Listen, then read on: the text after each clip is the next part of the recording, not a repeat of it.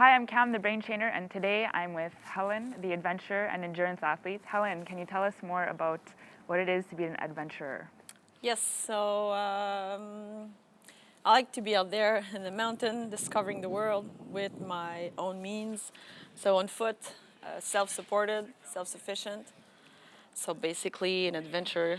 I can go on expedition, and I'm doing also these ultra long-distance races that are Okay. most of the time in self-supported. So, what's your next race It is that's called. coming up? The next one is Infinitus in Vermont. It is an 888-kilometer race on Okay, foot. so how long will that take?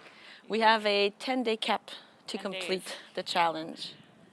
So, walk us through how you train for this mentally. Like, what goes on in your head when you're training for it and while you're doing it. Of course, it is a big challenge mentally. And so training can actually occur all the time. I made it a lifestyle. Every day is an opportunity to challenge myself, go a little bit into the discomfort, whether it's while training, while I have to do like many things during my day. Well, I just sometimes just make it a little bit harder. It's raining, great. This is, you just have to embrace it, smile at it, whatever happened, it's an opportunity to Yeah, train. for sure. And I'm sure training that way helps you when you actually race because you won't know, you can't control everything, right? So Yes. it helps The with more that you're aspect. used to having to face unknown or discomfort, well then when it's race day, Right. it's just the same. Yeah. Maybe to a bit a harder level, but it's the same. So would you say that you try and make training as real as you can to what your race would be like? Almost, for example, this is the 888 kilometers, such a big challenge. Yeah. I'm never going to go out there and run for 5 days, let's say. But yes, I mean, and all my previous races are actually a training for that. So, Okay, right. for example, the last one, the spine race across England, 16 hours of night, self-supported in the fog, in the rain. It requires a little bit of mental toughness Yeah. to just keep going, pushing with sleep deprivation, not knowing when I'm gonna have dry feet. Will I ever gonna get dry feet? Yeah. I didn't for 6.5 days. Oh my God. Hey guys. So on moments when you have more negative self-talk, what's your strategy to kind of get more positive or to get back on track, on focus on the task that you have to do? I think quickly, I'm not quite sure how it happened, but I quickly figured out that if I'm positive, this is gonna help. So, all right, there's something going on. My headlamp is broken. Yeah. I'm really cold. I realize that I'm not gonna get there in time, but so instead of putting my attention to these details, of course, mentally I put my attention on what's working, what's positive. I'm in a great place. I wouldn't be anywhere else, believe it or not. I've completed this, or all the positive.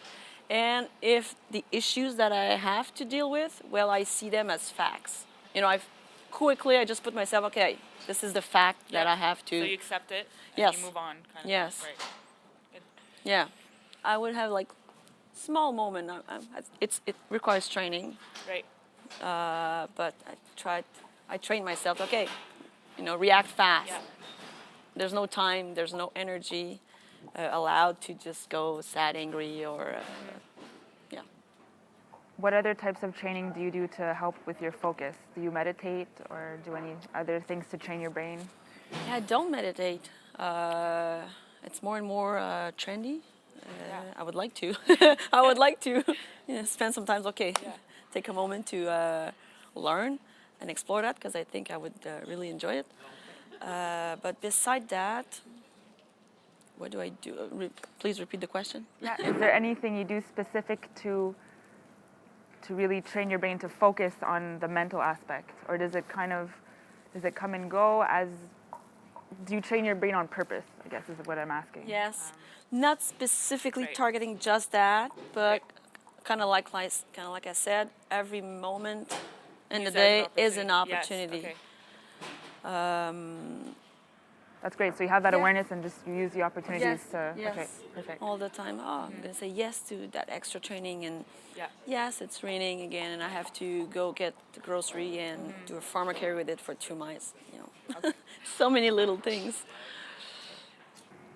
So how many races have you done and competitions and How many? I don't count them Okay. anymore. It started in 2008, the Okay. first one. You know, that's it like was 9 years. it was a 10K, Okay. and then it grew up in distances. Okay. what? Can you describe your best performance ever in those 9 years? Yeah, there are different ones, Right. you know, depending on what it is. But one that I know was a good one is when I completed the survival run in Nicaragua in 2016. It's a difficult challenge. It's designed to be almost impossible to finish. It's really hard. You have to be fast. You're Okay. just facing the unknown all the time. You know, 80 kilometers on a volcanic island. You go over 2 volcanoes. You have tasks and challenges along the way, which could include carrying some, 30 pounds of plantain over the volcano, Okay. up and over, swimming, diving into the night in a lagoon. You don't know what's in there. Yeah. And so I went there the previous year. I failed. You failed, so you didn't complete it. No, I didn't Okay. complete it. I missed a cutoff time, Okay. even though I was the leading female at that time. Okay. So that means the race is not even about man or woman. It's really about, well, it's hard. You Yeah. gotta move fast. Everything is challenging at a high level. And so I regroup from that first experience and train, and all the next challenges and races I've done after was in the purpose to I want to complete the Survival Run Nicaragua. Okay. So as soon as the gun has been shot at the race, I just went off and with one intention. Okay. So you're really focused on Yes. completing it, and that helped you. Yes, no matter what. So I said it's not a matter of if I'm gonna complete Okay. it; it's a matter of how. Okay. So the it's attitude gonna and- happen. Okay. It's just Yeah, yeah, it's yeah. a mindset. Yes, exactly. You just Yeah. gotta go all out. Yeah. And it's better to go all out and fail hard than go halfway in and Right. So would you say that even if would it be possible to fail at something and still be successful? In terms, yeah. Yes, I think so. These are a very interesting concept, failure and success. I see success as not the result of the race, Right. let's say, but into the process. Process. Yeah. So maybe, of course, you set up a goal. So you have an objective. That means you have a purpose. Why am I training? Where I'm going? And then you give all you have, And after that, if you gave all you have, well, you pushed beyond what you thought was possible, and you took risk. And so even though maybe you may not get the podium or the medal, Yeah. you still were successful in your process of Yeah. becoming better. The only way to know that is if you reflect, right? Yes. On Your. Yes. Yes. you've done. And it's easy. I coach people as well, and Yeah. I can hear them. Oh, I didn't get the medal or this or that. All right, but I can see they're still not satisfied. Where others will be. I'm so proud of what I've accomplished. Right. Yeah. They haven't got the medal, but man, I pushed so hard. They couldn't have done more, Yeah, yeah, right? yeah. So this is what's interesting. Yeah. So we had to move because of some noise and unforeseen construction. So we're now in the park. Helen, can you tell us one of your worst performances?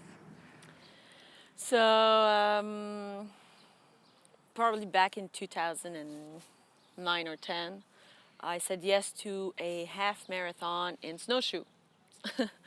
So I went in there without really training, without really committing. So it showed in the race. I didn't have fun. And interesting, so mentally, even if I did end up in third place, I wasn't there. I didn't tell again. I didn't commit to Right. yes. So Your attitude was different than. yeah. So in that sense, for me, it was a bad performance. Yeah. Because again, it's not in the end result that matters. In the journey. Yeah. And that was awful. Bad journey. I was like, I don't want to be here. This is awful. Yeah. Yeah. What stopped you from trying to switch your self-talk to something positive? Like it looks like you went Yeah. into one of those downward spirals where you Yeah. just kept negative, right? Yeah, back then, again, so maybe Okay. today I have much more experience. This one, Yeah. I've learned from this Great. one. Okay. But yeah, over there, I did stuck in a negative place for Yeah. too long. Yeah. So either drop, or if you stay there, well, go all out. Yeah, You know, right. which I didn't. I was on the fence. It's actually a volunteer like that actually kept me on the course Oh, okay. without says. He's like, you're doing great. I'm like, no, I'm the last one. It's awful. Like, no, you're awesome. Keep going. I'm like, ah. Didn't help your motivation at all. Yeah, but still, that guy, what he said, he was like, just happy, light. I said, I should have that attitude. So what would you say the biggest difference is between your best performance that you described to us earlier and then the worst one? Is to actually, and I can also link to any other performances I did, to really commit mentally, emotionally, that knowing, like you can visualize even what's the worst that can happen, but A, do you want it or do you don't want it? You know, don't be, well, I'm gonna go and see how it goes. Make a decision. Yeah, like go all the way or don't start anything. So this is where I think is where we can be successful. Like just don't be afraid to fail Yes. Yeah. and for go sure. all out in it, Yeah. all the way. Spread the world, spread like, yeah, I'm gonna do this thing. You make yourself accountable, right? Yes, exactly. Okay. So before we end here, can you give the audience one tip of how to deal with the fear of failure? What's one quick strategy or tip that? Well,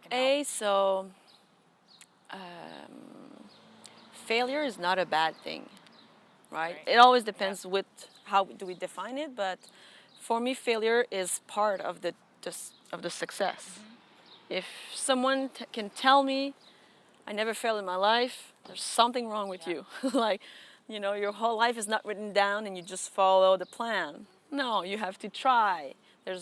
You don't know everything. So you're gonna learn throughout the way. So one advice is, even though you're scared, I think it's actually a good thing. If you're scared, it's because you're taking a challenge that is bigger than you actually think is possible to do. And this is where you can learn. This is where you can improve, become better, and discover yourself, and even create yourself. So step out of your comfort zone, right? Yes, of course. Good. Thank you for sharing your experience with us, Helen. Thank you, Cam. The three main takeaways today are: when facing a mistake or stressful situation, being mindful can help you get through the problem. Accept the situation, switch your self-talk to something more positive, and shift your focus to what is working or what's going well. What can be surprising to many people is that you can fail and still be successful. Focusing on the process and not the result can help you not only appreciate the journey, but help you achieve your personal goals too. Finally, fear can be a good thing. Challenges help you grow, and every day is an opportunity to develop your mental toughness. Step out of your comfort zone, embrace challenges, and use them as an opportunity to become stronger.